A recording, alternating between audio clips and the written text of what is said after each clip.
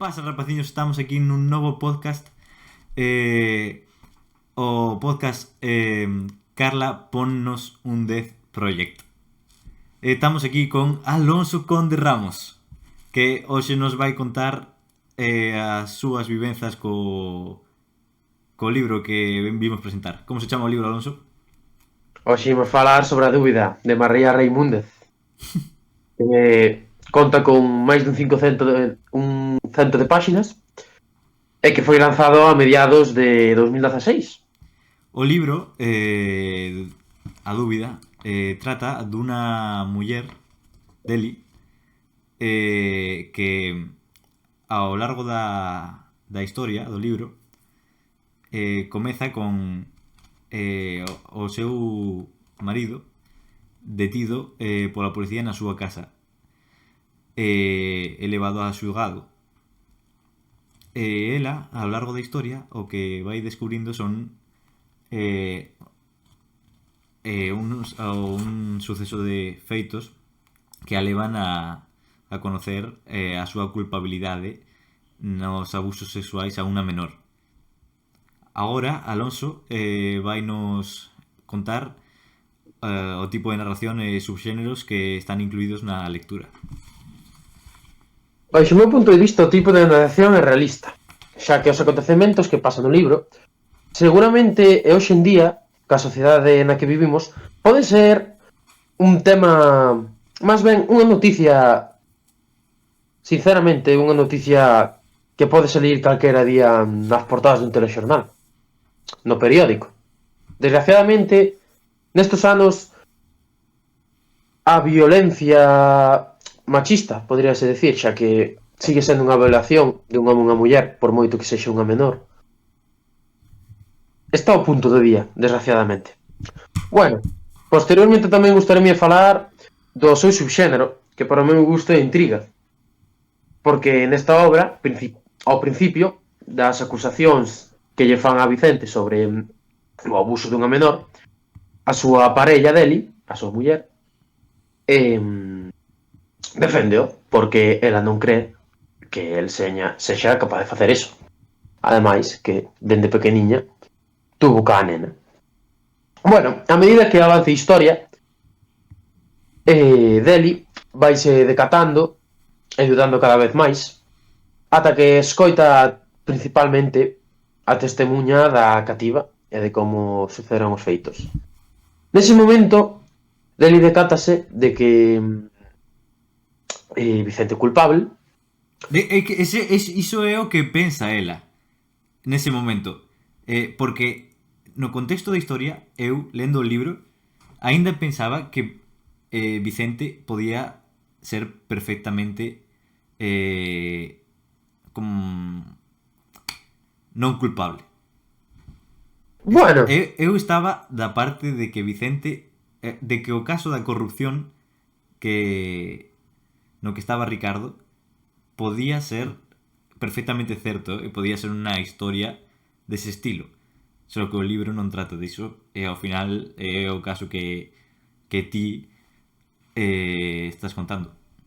sí, xa que despois Deli sigue investigando encontrar probas suficientes de que o seu marido mantenía relacións con menores abusando delas en xa sitios especializados. Agora xa falando máis no tema do narrador, eu penso que o narrador é variado ao largo da historia, xa que para min hai momentos de narrador en terceira persoa e en primeira persoa tamén, porque os persoaxes tamén falan entre eles e dialogan ese tipo de cosas que nos deixen claro que hai narrador en primeira persoa, pero tamén terceira persoa. Logo, xa falando do tempo interno da historia, para min unha historia lineal na que no que o tempo sucede nun lapso de tal vez nin tan siquiera un mes dende o meu punto de vista. Sí, menos dun mes, realmente, porque o xuizo non sei canto tempo estaría Probablemente. antes de ter un veredicto final. Sí, porque se nos damos conta, dende o principio da historia di que o xuizo vaise celebrar nuns días prácticamente, ou algo así. Eu penso, vamos, dende o meu punto de vista é así. Sí. Logo xa, como na época, eu penso que é un tempo de actualidade completamente. Nos anos 2000 hacia adiante, cara, a nosa época xa. Probablemente, vamos. Non penso que teñan ningún tipo de guillotina ou pena de morte explícita na historia, verdade? Non.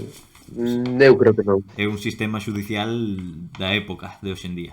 O sea que o tempo, época, situaría perfectamente na actualidade. Logo Sí. xa temos espazos nos que se desenvolve a historia. Os cales son, ao principio, pues, tócase a súa casa propia de Deli e de Vicente, como o sitio onde comeza a historia e onde ao final atópase a proba definitiva vostedes para a encarcelación de Vicente.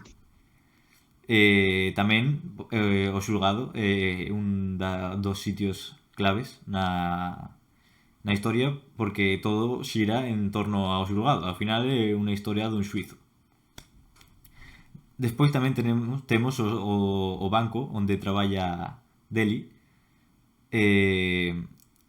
xa que suceden ali é onde Deli saca as contas do partido nas que están os pagos de Ricardo. Non, de Ricardo non, de Vicente e de Rafael, que ao final están os dous incluídos no caso de abuso a menores en sitios deslocalizados. Claro, tamén temos probablemente Madrid sea outro sitio clave da historia, xa que ali é onde Deli vai aos centros de acollida de esas menores que foron abusadas por diferentes causas, onde unha nena, Alicia, recoñece a foto de Rafael e claro, tras iso xa volve ao seu pobo, o cal creo que nin sequera é mencionado onde se realiza o xulgado, que pobo sería, creo que non. Eu tampouco me fixei, a verdad. Non me Pero soa. a min, Javier, gustaríame tocar un seguinte tema que me parece interesante, que son os personaxes. Personaxes Eu teño unha opinión persoal bastante tal, sí, importante. realmente eu creo que pode haber máis dun personaxe principal nesta historia. Eu creo que todos estamos de acordo de que o personaxe principal central é Deli. Por suposto. Pero non sei se como decilo, engadir a Vicente dentro dese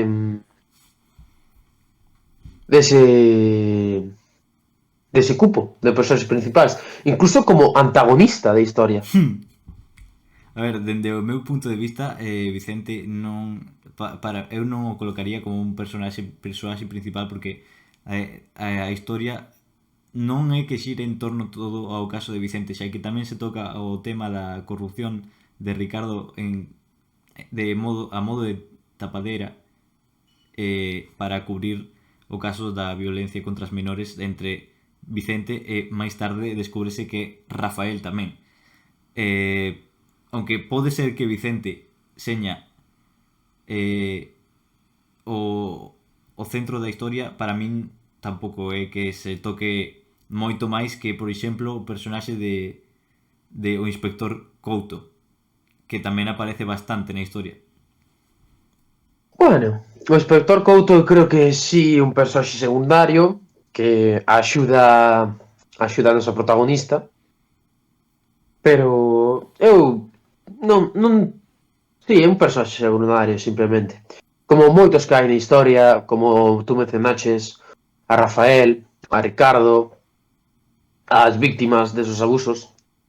A nena, a Ana, importante tamén, aunque tamén secundario, os seus pais, vea o propio Ricardo. Tamén temos por aí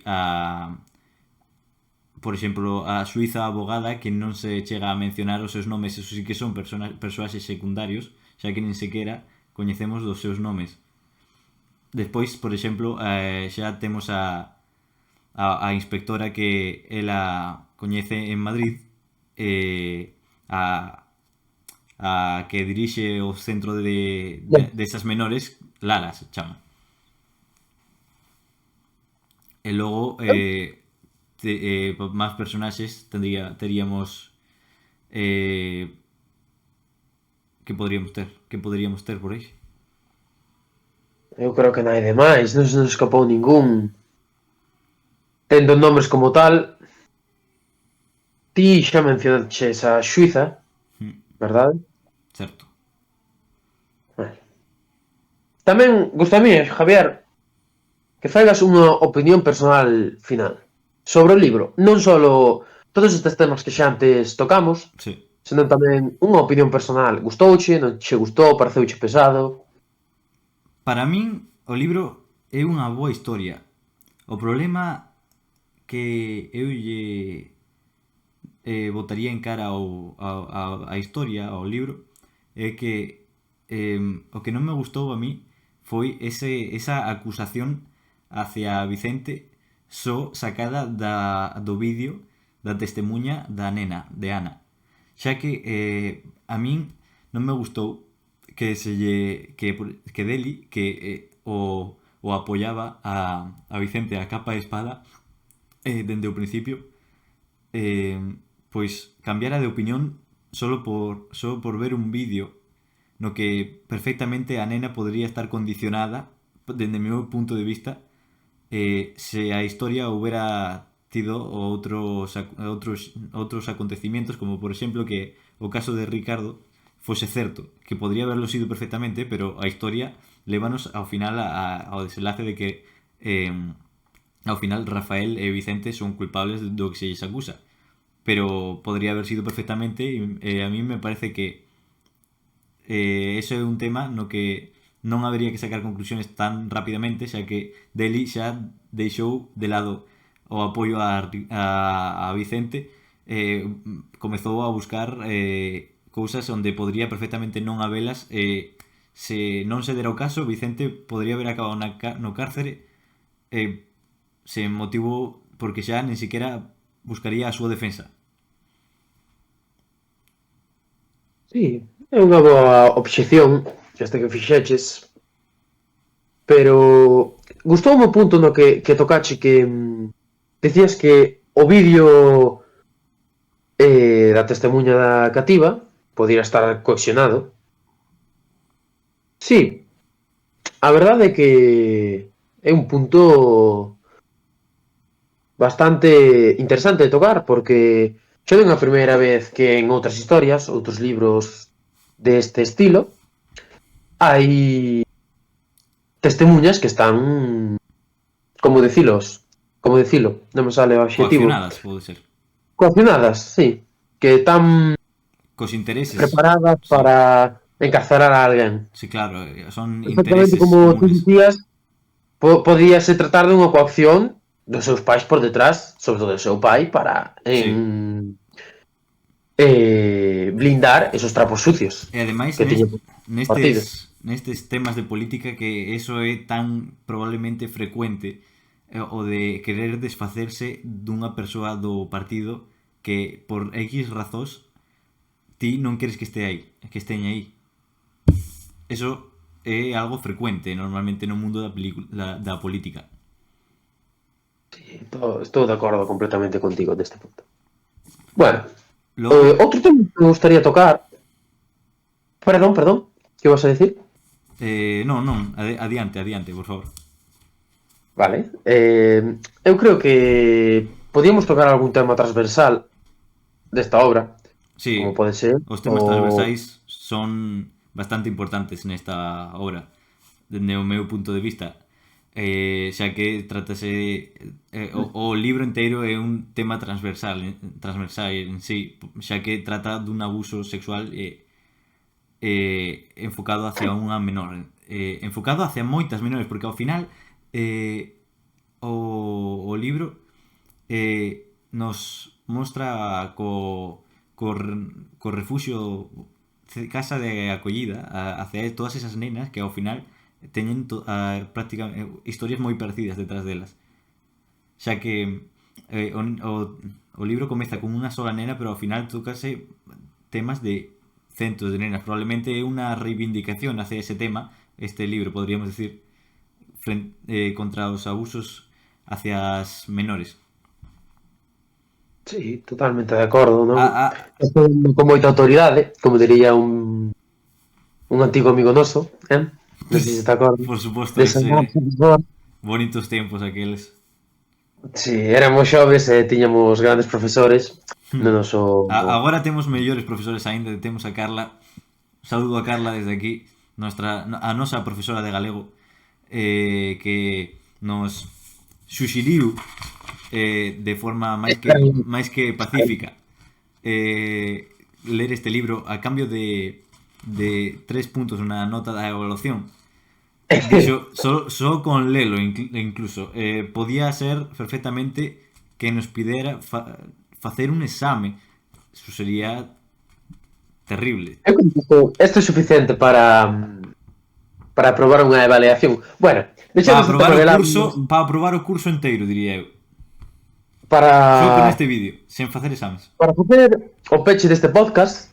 Pero ainda me gustaría tocar outro tema máis, que é o outro tema que ten o libro en sí, que é a corrupción política, que é o outro intento que hai no libro de tema transversal, xa que ao final é un tema que queda moi en segundo plano, xa que se lle dá absolutamente toda a importancia ao tema da violencia contra as menores, que é completamente comprensible, aunque é un tema que se deixa moi de lado, pero que podría dar a unha historia completamente diferente e interesante tamén, dende un punto de vista obxectivo, diría eu. Xa que o feito de que Ricardo tivera unha conta aparte houbera estado bastante interesante na historia, pero non é o caso, xa que ao final non se trata, pero ao final ten unha parte importante como tapadera de Vicente e Rafael tirarlle os trastos así a Ricardo. Bueno, algo máis que obxetar, Javier, sobre esta gran obra? Eu penso, dende o meu punto de vista, que non nos quedarían moitos temas por tocar do libro, sinceramente. Penso que hemos feito o noso traballo perfectamente, hemos cumplido... Cumplimos, Javier. Hemos cumplido. Descuidado con esos castelanismos. Penso que é polo menos un traballo de 9,5, polo menos, diría eu. Polo menos, sí. Como mínimo. Hai que restar algo por algún fallo gramatical. Gramatical ou vocal. Ou vocal. Pero bueno, ben, eu penso que é un bonito traballo, unha boa idea que tivo a nosa profesora para en vez de facer un exame ou un traballo escrito, que é o típico que se fai nos centros hoxe en día. Pero bueno, ao final estuvo interesante. O libro tamén foi unha bonita experiencia. Algo que añadir? Bueno, non, nada que añadir. Vémonos finalizada a carreira do Gran Premio de Mónaco deste domingo 28 de maio, falamos.